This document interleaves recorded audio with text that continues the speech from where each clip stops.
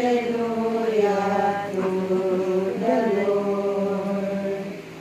Sing hallelujah to the Lord. Sing hallelujah. Sing hallelujah. Sing hallelujah to the Lord. Jesus is risen from the dead.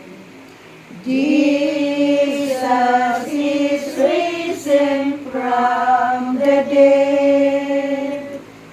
Jesus is risen. Jesus is risen. Jesus is risen from the dead.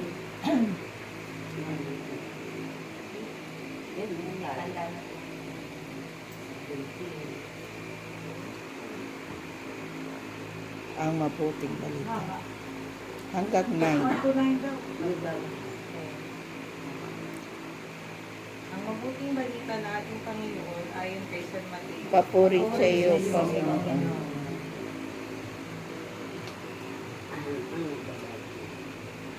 Magbabagong anyo ni Jesus. Pagkaraan ng 6 na araw, sinama ni Jesus, sina Pedro at ang magkapatid na Santiago at Juan, at sila'y umakyat sa isang mataas na bundok. Samantalang sila'y naroon, nakita nilang nagbagong anyo si Jesus. Nagliwanag na parang araw ang kanyang mukha at pumuti na parang busilak ang kanyang damit. Nakita na lamang at sukat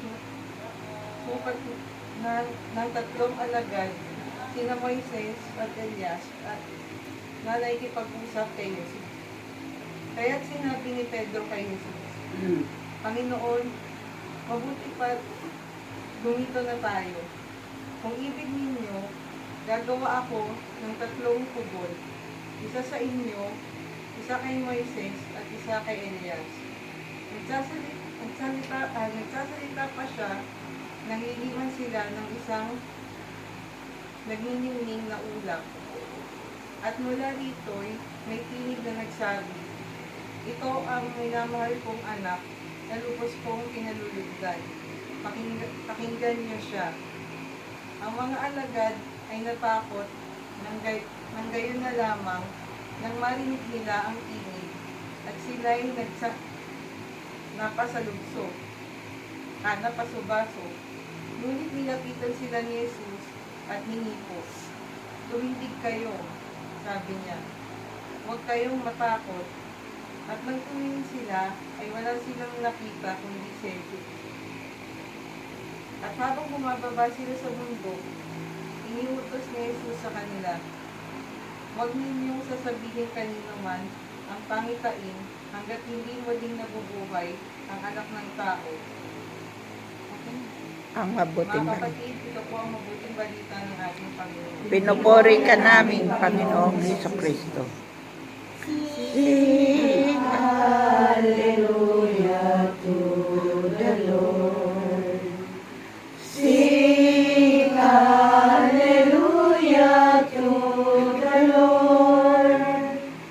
Sing hallelujah.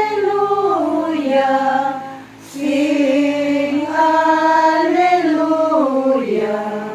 Sing hallelujah to the Lord.